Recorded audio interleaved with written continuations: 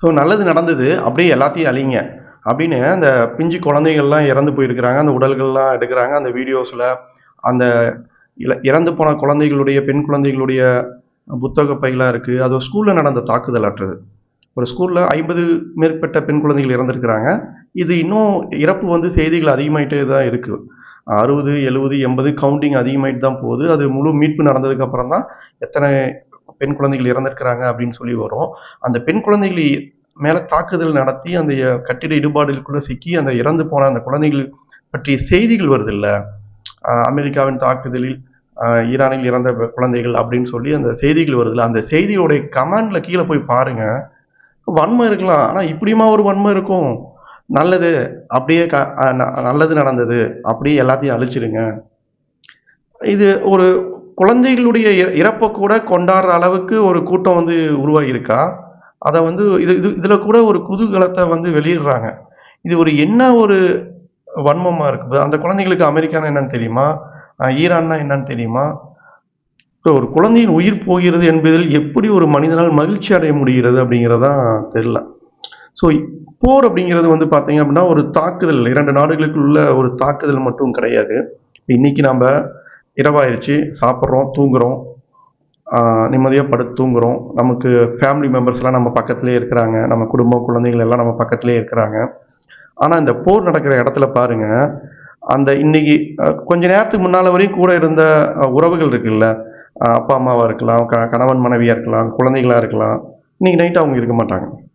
So இன்னும் விடிஞ்சா என்ன நடக்கும்னு தெரியாது. அங்கங்கே சின்ன சத்தம் கேட்டால் கூட எத்தனை உயிரிழப்புகள் போச்சு அப்படிங்கிறது தெரியாமல் இருக்கும். ஸோ இது இந்த போர்னாவே இது ஒரு மனித குலத்தின் மேலே ஒரு சாபம் தான் இது, ஓகேங்களா?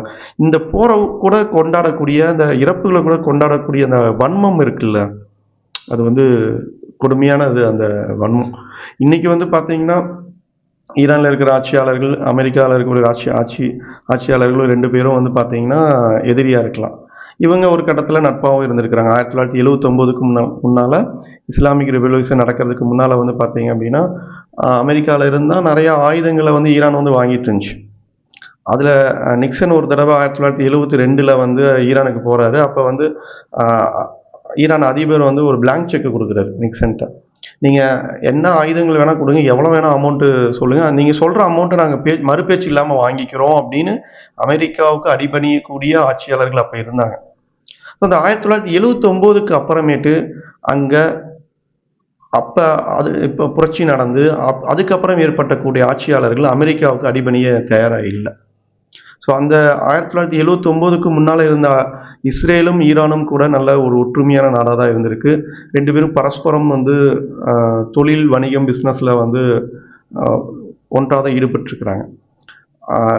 ஈரானுக்கு தேவையான நவீன விவசாய ஆய்வுகளாக இருக்கட்டும், மருத்துவ ஆய்வுகளாக இருக்கட்டும், இது எல்லாமே வந்து பார்த்தீங்க அப்படின்னா இஸ்ரேல் வந்து கொடுத்துருக்கு. அதே மாதிரி இஸ்ரேலுக்கு தேவையான எரிபொருள், பெட்ரோல் எல்லாமே வந்து ஈரான் வந்து தொடர்ந்து வந்து சப்ளை பண்ணியிருக்கு. இது ஆட்சியாளர்கள் மாறுவாங்க, ஆனால் வந்து இந்த போர்னால பாதிக்கப்படுறது வந்து பார்த்தீங்கன்னா அப்பாவி பொதுமக்கள் தான். ஸோ இன்றைக்கு விடியும் போது நாளை காலையில் பத்திரிக்கையில் வர செய்தி என்னவா இருக்கும் அப்படின்னா, உயிரிழப்புகள், கட்டிட இழப்புகள் எத்தனை இருக்குது அப்படிங்கிறதான் வரப்போகுது. நமக்கு இது சாதாரணமான ஒரு இரவாக இருக்கும். ஆனால் பல நாடுகளில் அந்த குண்டுவெடிப்பு சத்தமும் அந்த மரண ஓலத்துடன் தான் இன்றைக்கு நாள் வந்து கடக்க போகுது. ஈரானும் வந்து பதிலுக்கு வந்து தாக்குதல் நடத்திட்டு தான் இருக்குது. ஈரானும் வந்து சாதாரண மற்ற நாடுகள் மாதிரி சாதாரண நாடுகள்னால ஈரானுக்கு வந்து ரஷ்யா சப்போர்ட் பண்ண போதா?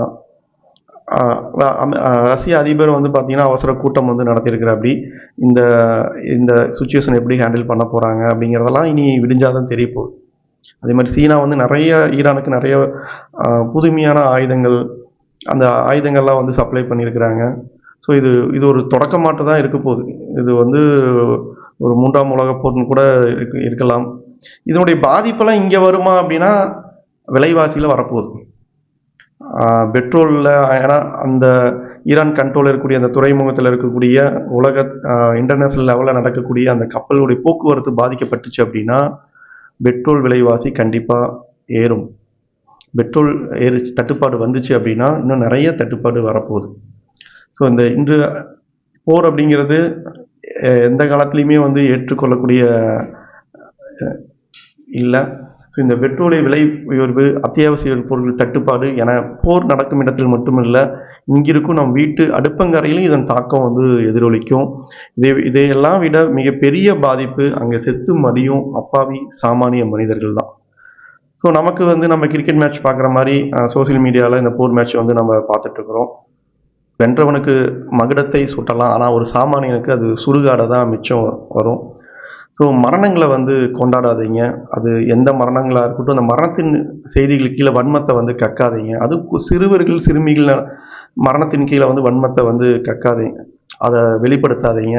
வன்மம் பேசுவதை நிறுத்துவோம். ஸோ இந்த மனித நேயம் இருக்குல்ல, அந்த அமைதி தான் இப்போதைக்கு தேவையான விஷயம்.